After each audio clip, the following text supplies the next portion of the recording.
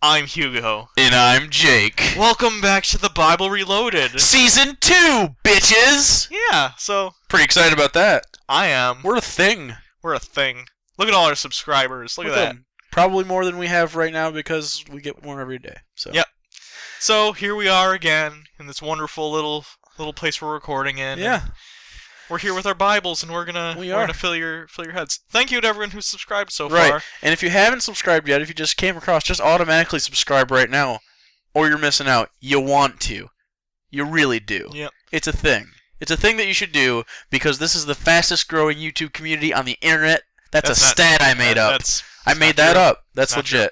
Anyways, for anyone who doesn't know, this is the beginning of Season 2. I'll give a short little intro before we begin. We are the Bible Reloaded. As I said, I am Hugo. I generally read the Bible. This is Jake. I talk about stuff. Yep, we both comment on the Bible. We're both atheists. What we do is we go through the NIV Bible. Yep. We read through the stories, we comment on them in a secular manner, we try and talk about them literarily, historically, scientifically if it applies, and culturally. Yeah. And we just try and analyze it from a secular perspective. We do make fun of it, we do make fun of the concepts, we talk about things that don't make sense, and we just try and have a good time. We swear a lot. Yeah. Like we say, fucking shitbags, whores. Taints and sebum. Momo. We do have a lot of people that show up all the time, and we have some people down in our little community here. We'll reference, we got inside jokes, so if you don't get it, watch our other episodes, you'll figure it out. Yep, also we have t-shirts, hint hint. Anyways, let's begin. Last time on the Bible Reloaded, we had the binding of Isaac. We had Isaac being trying to be killed by his father, Abraham. Right. Now, it's cool, though. For the sake of the show, we're going to skip some things as we do, and we're going to tell you what happened. Just pretend that over the break we read and you weren't there. Right. So what we read while you weren't there, 23, 24, and 25 of Genesis. First of all, Sarah dies. Sarah being Abraham's wife, if you don't remember. She dies completely 127 dead. Years old. Good for her. Yep. It's a long life. Isaac and Rebecca get married. Yep, Isaac grows up after he's not killed on the mountain because the angel stops Abraham from killing him as God told him to. Isaac grows up, gets married to Rebecca. This is like you're coming into like a One Tree Hill style show. This is all the stuff that happened in between seasons. Yes. Isaac got married to a woman named Rebecca. Right. And then finally, they died and she came back and then they had kids and then they... No, none of that happened. No. And most importantly... Abraham dies.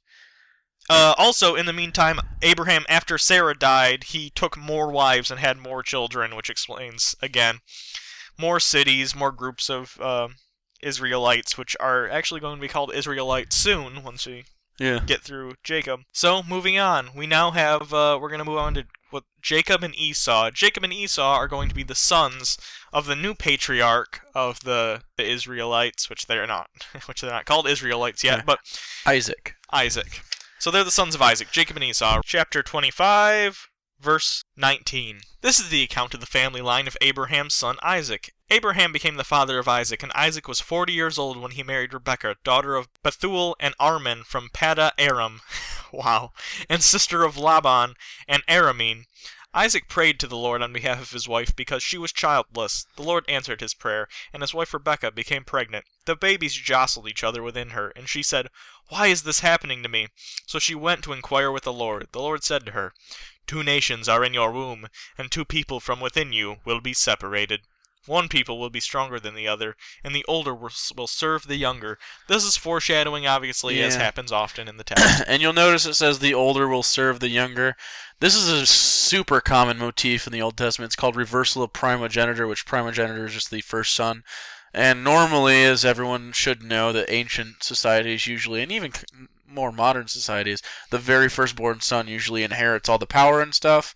But often there's a motif in the Old Testament, especially where the second-born son or the youngest son will be the most powerful. Yes. You could see that throughout the entire Old Testament, and we just really haven't talked about that. But Verse 24. When the time came for her to give birth, there were twin boys in her womb. The first to come out was red, and his whole body was like a hairy garment, so they named him Esau. Obviously, because when you're hairy, you get named Esau. Esau literally translates to hairy, so it just means hairy. Right. After this, his brother came out with his hands grasping Esau's heel, so he was named Jacob. Means grasp the Jacob heel. Means grasp the heel. Get some fucking better names. This is also grasper of the heel is a Hebrew idiom for he deceives. So Yeah. which comes up later, but you know. Yeah. Isaac was 60 years old when Rebekah gave birth to them, which is pretty young, I guess, compared to his father who had a Yeah. child at 90 something. So fair Yeah. enough. The boys grew up, and Esau became a skillful hunter, a man of the open country, while Jacob was content to stay at home among the tents. Again, they're a nomadic society. They live in tents and move around and stuff, as we see, Yeah. especially later with Moses. Verse 28, Isaac, who had a taste for wild game, loved Esau, but Rebekah loved Jacob. It's probably because he was an ugly, hairy man. Yeah, so the mom is like, fuck you, Esau, you hairy son of a bitch, I love Jacob. Right. As you would. Yeah, shut up, Jake. Verse 29. Once Jacob was cooking some stew, Esau came in from the open country, famished. He said to Jacob, "Quick, let me have some of that red stew, I'm famished." That is why he is also called Edom, which means red. Jacob replied, "First sell me your birthright." "Look, I am about to die," Esau said. "What good is a birthright to me?" But Jacob said, "Swear to me first." So he swore an oath to him, selling his birthright to Jacob. Swear to me! Then Jacob gave Esau some bread, some lentil stew. He ate and drank, and then got up and left. So Esau despised his birthright. Okay, so he's hungry and he sells his birthright. Which, if you don't know what his birthright is, it's that reversal of primogeniture thing. Now, technically, Jacob gets all the stuff that the firstborn would normally get. Yes. Now we're on chapter 26, which we'll skim over, but because again, for the third time, we get something. Why do they fucking keep doing this? You'll see. Okay. This section is entitled Isaac and Abimelech. If you remember, Abimelech is the king of Gerar from earlier when Abraham went there and for the second time lied about his wife being his sister. Right, and he's like, my wife is my sister because she's so pretty that if they find out she's my wife, they'll murder the shit out of me and take her and they'll want to fuck her. Of course, this also happened earlier in Egypt where, again, he lied, and Pharaoh said, I wouldn't have done that. Then it happened again in Gerar with Abimelech, and he said, I wouldn't have done it. Abimelech's like, dude, what the fuck is wrong with you? Now, what happens? Yep. Now, there was a famine in the land. Beside the previous famine in Abraham's time, I like that they specify that this is a different famine. Yeah, it's a different famine. And Isaac went to Abimelech, king of the Philistines in Gerar. The Lord appeared to Isaac and said, Do not go down to Egypt. Live in the land where I tell you to live. Stay in this land for a while, and I will be with you, and bless you. For to you and your descendants I will give all these lands, and will confirm the oath I swore with your father Abraham. I will make your descendants as numerous as the stars in the sky, and will give you all these lands, and through your offspring all nations on earth will be blessed, because Abraham obeyed me, and did everything I requested of him, keeping my commands, my decrees, and my instructions. So Isaac stayed in Gerar. So instead of going to Egypt like his father did in the original famine, now he's going to Gerar where Abimelech is the king. Right. They have history. Yeah. Verse 7. When the men of that place asked him about his wife, he said, She is my sister. Because he was afraid to say, She is my wife, he thought, the men of this place might kill me on account of Rebekah, because she is beautiful. He's doing the same thing his father did. Are you fucking kidding me, bro? Did Abraham not go over this? Like, oh yeah, you remember your mom? Yeah, I told you this thing. It was fucking hilarious. And they had like this moment when God sent down plagues, almost killed an entire city. It was hilarious. It was fucking but no, he's doing it again. Also, remember that time when I tried to kill you? Do you think that ever comes up in conversation? Well, I mean, I know he's dead now, but do you think they're like, come on, Dad, that happened? He comes back like Obi-Wan Kenobi in Return of the Jedi in like ghost form. Hey, remember that time I tried to kill you? Shut up. Shut up, Dad. I'm trying to do Isaac things. Anyways, continuing. Verse 8. When Isaac had been there a long time, Abimelech, king of the Philistines, looked down from the window and saw Isaac caressing his wife Rebekah. Ooh. So Abimelech summoned Isaac and said, She is really your wife. Why did you say she is my sister? I'm glad he at least realized. Trick me into thinking your wife is your sister once. Shame on you. Trick me into thinking that your sister is your wife twice. Shame on me. Good for you, Abimelech. Right. You're getting shit together. I hope he kills him. Ugh. Isaac answered him, Because I thought I might lose my life on account of her. Then Abimelech said, What is this you have done to us? One of the men might have slept with your wife, and you would have brought guilt upon us. So Abimelech gave the orders to all the people, Anyone who harms this man or his wife shall surely be put to death. Good, he's like preempting it. He's like making sure it doesn't happen. Fucking No more your weird family fetish That shit. family has been fucking with Abimelech for years. Just like he just finally some peace. Like he's just gray and like stressed out, and he's finally like, okay, it's okay. Abraham's dead. He's dead. He can't. Who's this guy doing this thing again? Oh God! I thought he killed you. He took you. He took you to the mountain, bound you. No, I got out of that. It's a whole thing. It's It doesn't make a whole lot of sense. This would make a good sitcom. There's an angel, whatever. So anyways, what happens next essentially just, it explains how Isaac gains his fortune. He gets a lot of goats and gold and stuff, and then Abimelech kicks him out of the city. I don't blame him, but then Abimelech comes back and says, it's okay, we're cool. Can we have a treaty? Again, there's another treaty like there was with Abraham and Abimelech, now with Isaac and Abimelech. The Treaty of Beersheba. Another one. You can just snatch that right out of my brain. Yep. Nice. Yep. Good so, for me. moving on.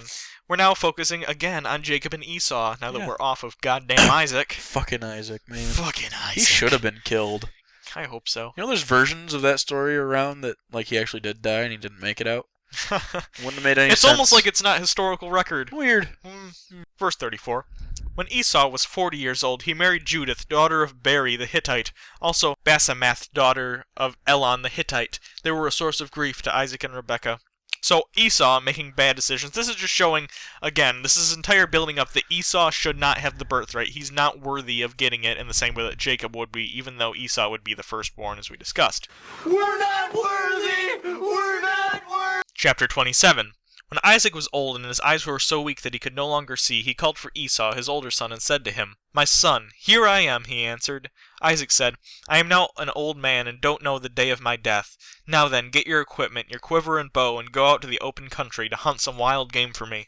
Prepare me the kind of tasty food I like, and bring it to me to eat, so that I may give you my blessing before I die. Tasty food. Taste of food. Verse 5. Now Rebekah was listening as Isaac spoke to his son Esau. When Esau left for the open country to hunt game and bring it back, Rebekah said to her son Jacob, Look, I overheard your father say to your brother Esau, Bring me some game and prepare me some tasty food to eat. Taste of food, so that I may give you my blessing in the presence of the Lord before I die. Now my son, listen and do what I tell you. Go out to the flock and bring me 2 choice young goats so I can prepare some tasty food for your father, just the way he likes it. Then take it to your father to eat, so that he may give you his blessing before he dies. So as we established earlier, Rebekah likes Jacob more than Esau. Esau is a hairy motherfucker. Yeah. And now they're plotting to steal the birthright away from Esau and give it to Jacob. A fucking bitch. Yeah. Yeah, she is. What a bad person. Yep. It's the Bible, full of bad people. Yeah. But it's like soap opera-esque. Yeah, I like to think it's a Spanish soap opera, like it's on telenovela? Telemundo.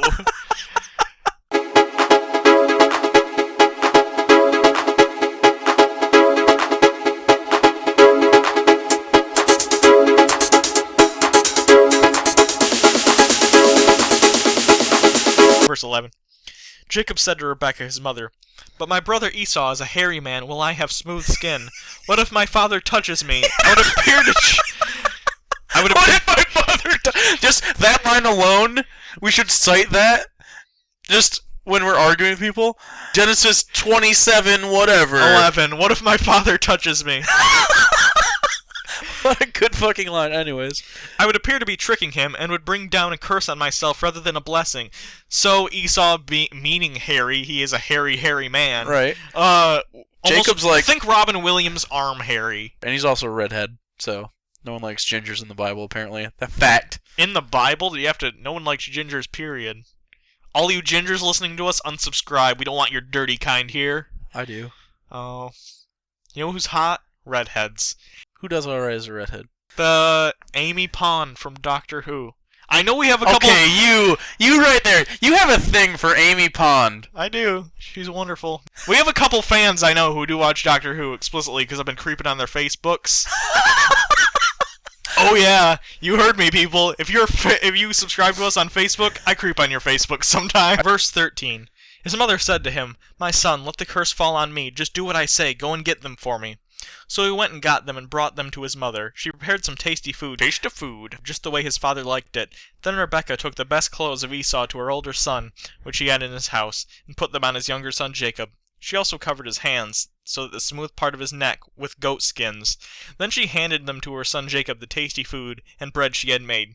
Okay. You know, they say it's natural hair, but That's at the what same time... I was just about to say, because I have heard many times this part argued, because I've asked, was this a monkey kid? And they're like, no, natural hair. And then I cite the goat thing, and they're like, yeah, well, he's old and weird, so he doesn't know things. But it's goat hair. That's really thick. That's thick really hair. thick hair. But whatever. I'll let it be. Apologists, I'll man. let it be. They just can't.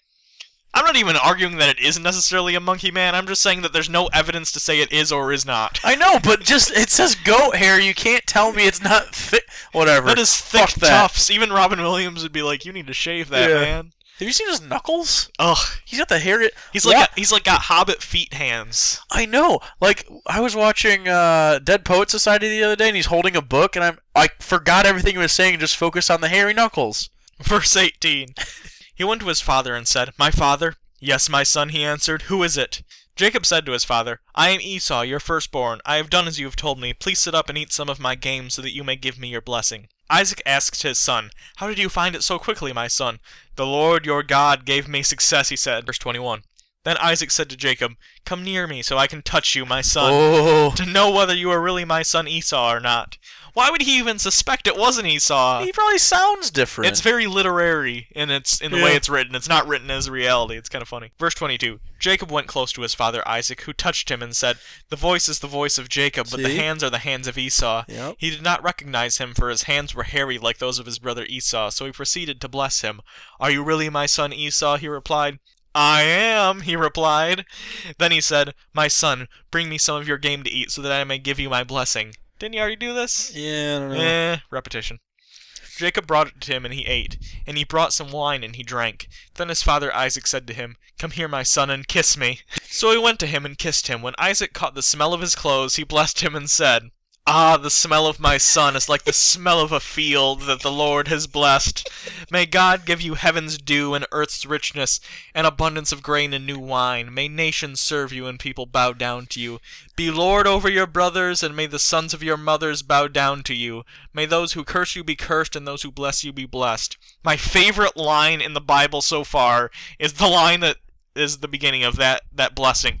"The smell of my son is like the smell of a field that the Lord has blessed." You smell like a bunch of cow shit on fucking dirt.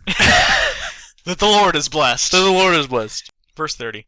After Isaac finished blessing him, and Jacob had scarcely left the father's presence, his brother Esau came in from hunting.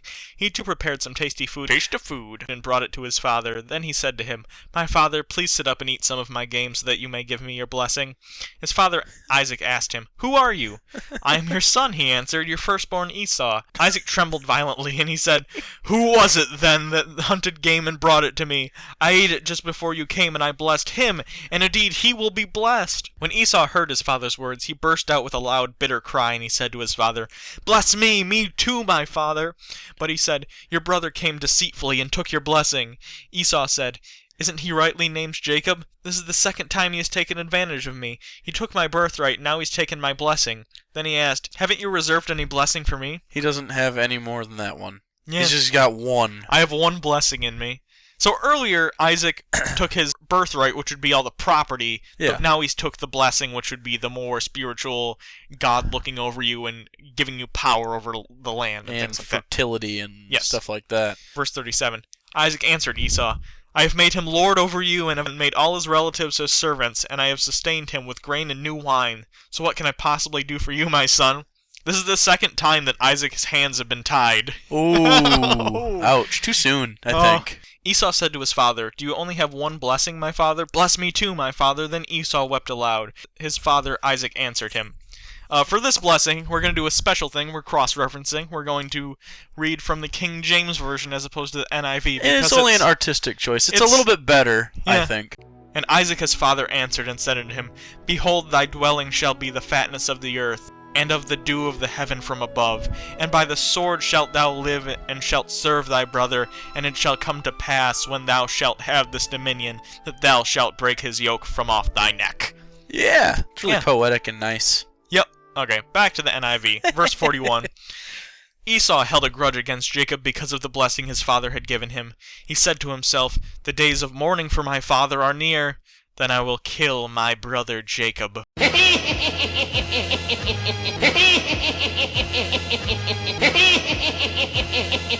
So that's how that first episode of season 2 will end, on a cliffhanger.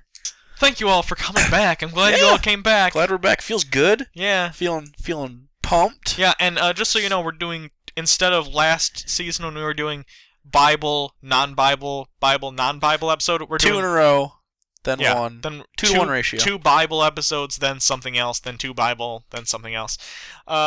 Also, we now have a store open with merch. We do. So There's a link down in the description box for it. We're going to show you some clips right now. Here's some of that. We got shirts. We got a trucker hat. That's pretty cool. I don't like trucker hats. Don't buy the trucker hat. It's pretty cool. It's black and white, and it's got the logo. It's pretty neat. And we got some stickers, some buttons, some magnets. Yeah, and all the money that we would get from this will go towards the show. We're not making a lot of money on this at all. We're just doing this because we know some people had been asking for it, and the store costs us nothing. It's just that 90% of the profit literally goes to the company that makes the shirts and stuff. And we're not exaggerating. It's literally we do a percentage. We get 10% of everything. Yeah. We can set that, but if I set it any higher, you guys got to pay a lot more, and they're already kind of pricey. So we make about $1 to $2 on stuff you make. And if nothing else, like I think the buttons are like $2. You can just go get. Oh yeah, go ahead. You know, if you want it, whatever. Yeah. Buy that. And a little thing we're doing with the stickers. You get a 6-pack of square stickers. And what we want you to do is keep a couple for yourself. Put them on your laptop. Put them on your cat. Put it on a cat. On a cat. I don't care what you do with them. But the other ones, the ones that are extra, we want you to tag places. We don't want you to get in trouble. I don't want you to go like tag a police car, which would be fucking hilarious. But just different stuff with our logo on it. Take a picture of that on your phone. Put it on our Facebook, and then tell us where it's at. And then the most creative one will get your information. We'll send you a Bible Reloaded gift. Yeah, that'll be fun. That'll be fun. There's no time limit. There's no time limit. We'll just, as soon as we find the one that's just awesome, you'll know. We'll get a hold of you. Yeah. All right. Thank you, everyone. I hope to see you all next week. I'm Hugo. And I'm Jake. And this has been the Bible Reloaded. Science bless.